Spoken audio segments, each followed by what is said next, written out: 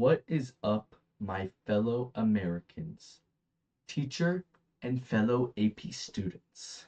Today, I will be diving into the world of philosophy. Imagine using a 19th century Russian novel to explain why modern society still feels emotionally and spiritually lost. You would seem like a dog on a train, lost. Me, I would cook something up splendid.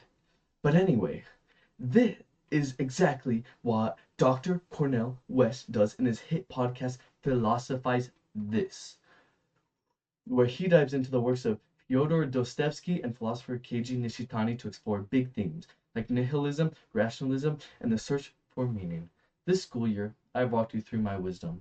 But today, I'll walk you through how West's podcast not only brings these classic works to life, but also serves as a masterclass in AP language skills.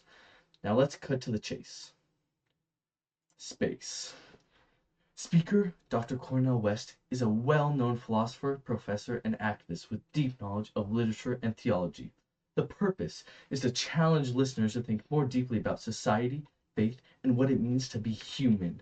Audience consists of educated listeners interested in literature and philosophy, such as college students, scholars, lifelong learners, and, of course, me.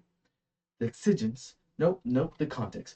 The context is a modern word dealing with moral confusion, political division, and spiritual emptiness. Exigence. West is responding to a cultural movement that often dismisses death for convenience, using classic texts to recenter timeless moral and existential questions. Rhetorical choices. West uses ethos immediately by referencing big names Dostoevsky, Nietzsche, and Nishitani. His authority as a scholar is clear, but he balances it with pathos, describing Raskolnikov's torment or Mishkin's purity to stir emotional connection. Then there's Logos. He breaks down philosophical concepts like the Great Doubt or the flaw in utopian socialism through story, not just lecture. As you all know, I'm devilishly stylish. For the people in the back, I'm a peacock that owns his feathers. So when considering West's style, I know.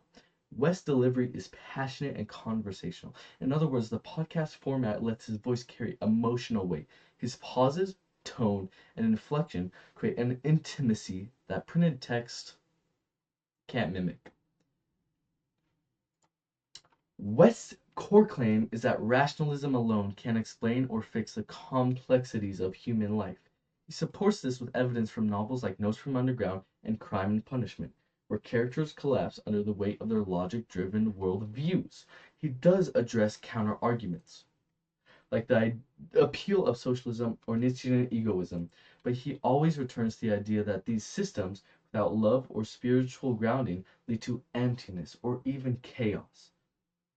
However, at times, there's a fallacy of appeal to authority, relying heavily on Dostoevsky's portrayals without always exploring non-religious alternatives.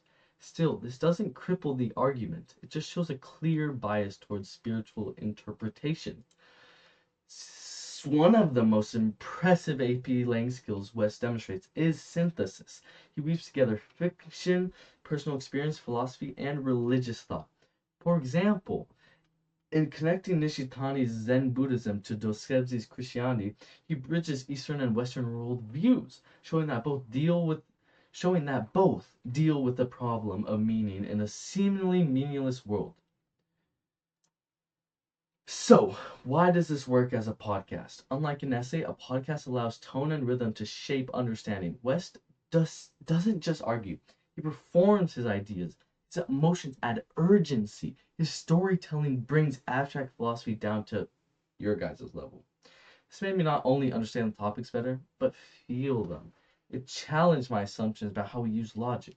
It made me realize that empathy, faith, and doubt aren't just side quests. They're central to any serious argument about the human experience. From an AP Lang student's perfection. This podcast is like a 6 hashtag wow. It analyzes text deeply, it uses rhetorical appeals effectively, it addresses counter arguments, and it synthesizes complex sources into a powerful message. What I take away from West's work And what you guys should too is that good argumentation isn't just about like being right all the time. It's about wrestling with uncertainty, facing contradictions, and sometimes letting your soul pour out instead of your brain withholding righteousness. Thank you.